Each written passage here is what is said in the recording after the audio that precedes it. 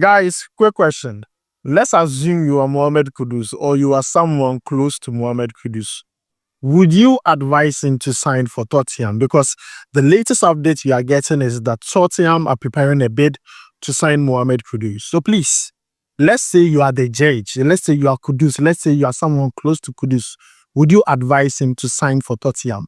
Let me know your answers down below in the comments. I'm also going to give my honest opinion on that. We're also going to talk about Ernest Nuamah. Lyon has brought final updates concerning his injury. It's a very bad one.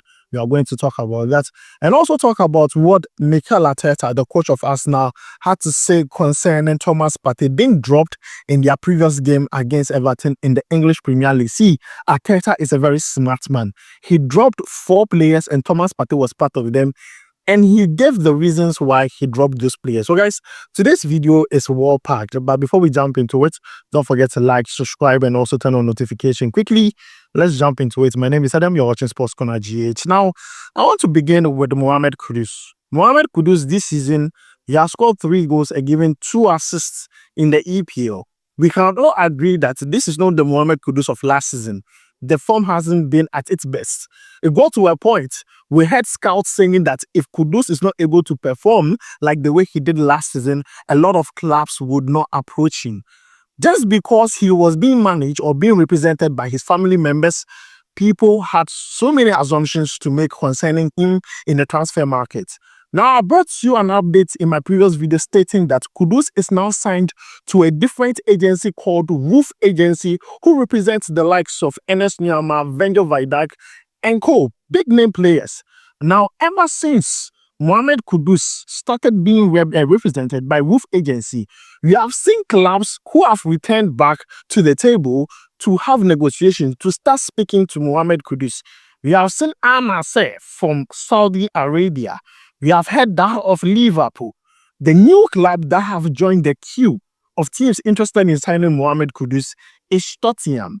And this has caused a serious argument on social media. That is why I asked you, if you are Kudus, if you were someone who was close to Kudus, would you sign for Tottenham? Now, I have given my own honest opinion about this when it concerned Semenyo, saying that if any Ghanaian player wants to play for Tottenham and it's for the money, they should go there. We don't have anything to say. We are going to support them. But if you want to go to a club because you want to win trophies, if you want to go to a club because you want to better your CV and your portfolio, Tottenham is the wrong club to go to. And you and I would agree. When was the last time Tottenham won a trophy? Can you remember?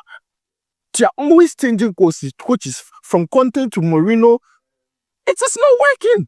Look at them now. It is not working. So for me, Kudus, I beg you, my own personal opinion, hey, the one you used to go to Tottenham, go to Ernest. Because Tottenham, for me, they're not a club that is going to help Kudus win the Champions League or the EPL or the FA Cup or the Carabao Cup. None. None. And this is my honest opinion on this. Tottenham is a fine club, but at this moment, they are not a winning club. They don't have the winning mentality.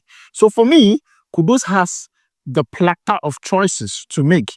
If he's able to make the choice to go to Tottenham, we are going to support him. But regardless of that fact, if he wants an advice from someone like me or any of his fans, we are going to tell him that we beg you, Kudus FC, we want to see you raise trophies and things. We want to brag about you. So please go to a club that is going to enable you win the trophies so that we can brag about that. Now, another update that has to do with Mohammed Kudus, and this is just a follow-up, is that Saudi Arabian clubs, especially, have been told that Mohammed Kudus' release clause is 120 million. Now, originally, it is 85 million euros. I brought you an update that only applies to European clubs. For clubs coming from the Saudi Arabian side, the oil money side, it is 120. Bring your cash and come for the player. So guys, this is the update concerning Mohammed Kudus. We are going to probe in and bring you more updates concerning the player. Now, let's move away from that and talk about Ernest Nuamah. Ernest Nuamah picked up an injury over the weekend whilst playing for Lyon against Lille. He played only 7 minutes. And I told you that we would have to wait for Lyon to bring a final medical assessment concerning the player. And this is bad news. Now, what we hear is that Ernest Nuamah has tore his anterior cruciate ligament. Now, what this means is that he's going to undergo an ACL injury. Now, he becomes the 4th Ghanaian player to pick up this injury. And I don't know what the trend is. Abdul Fattah Ishahaku, ACL. Daniel Kofichwe, ACL. Ali Disiedu, ACL. Now, Ernest Nuamah has joined, ACL. He's going to be out for the rest of the season, even plus more months. And I'm scared he might not be available for the Black Stars when we play our next game in the World Cup 2026 qualifiers. Honestly, this is really bad. What is wrong? What is happening to our Ghanaian players that they are picking up an ACL injury? It's like it's going back to back to back to back. From Daniel Kofichwe to Ali Disiedu to Fattah, now Ernest Nuamah. What is going on? We need to probe into this. I'm not suggesting anything, but then the trend is ongoing, and to me, there is something fishy. We need to really study this. How come our Ghanaian players, when we hear they are injured, the next minute it's an ACL?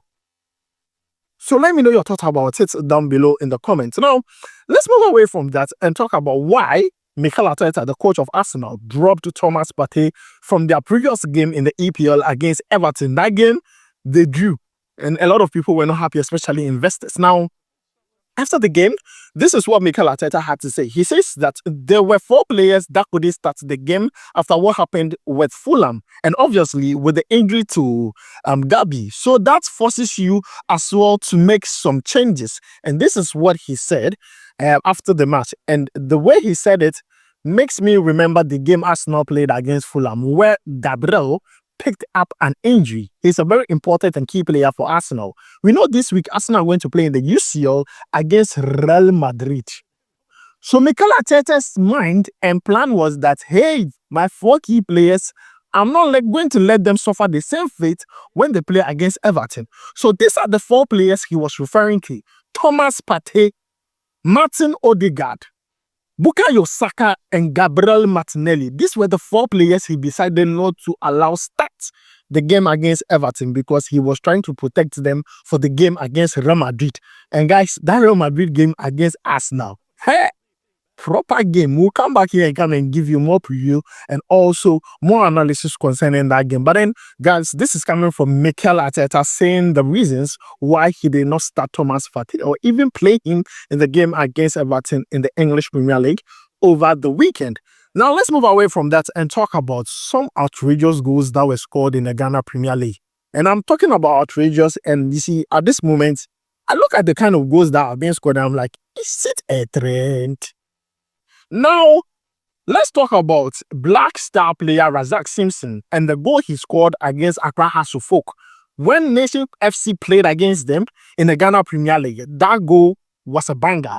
Now, not only that, Accra Hearts of Oak themselves played against Mediama, and Accra Hearts of Oak player scored another banger. And I'm like, why are they playing like shots like this and they're scoring outrageous goals? Guys, I did talk too much. Watch the video.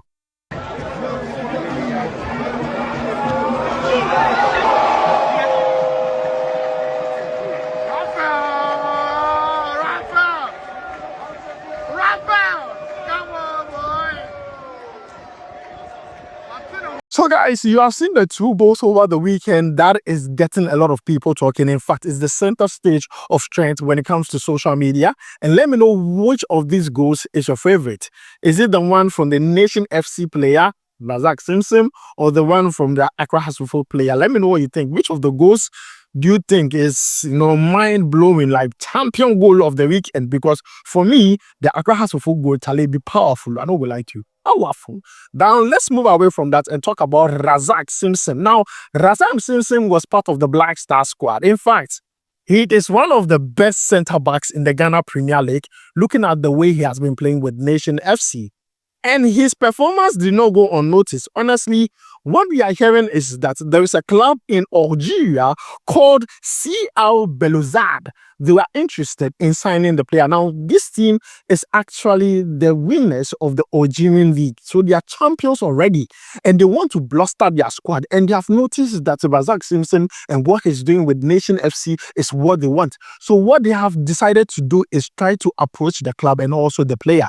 We are going to follow up on this and give you more information. But I want to advise the player to move because with this club, they play CAF Champions League almost regularly because they are not a small club in Algeria. And plus the fact that he's going to get more money than what he's earning here in Ghana. So guys, this is the update I have for you concerning Razak Simpson, Mohammed, Kudus, Ernest, Thomas Partey, and also goals that were scored in the Ghana Premier League where they bust my mind and they bust everybody in mind. This is where I'm going to end it. My name is Adam. I'll make sure to see you in the next one. Charlie, we will vibe.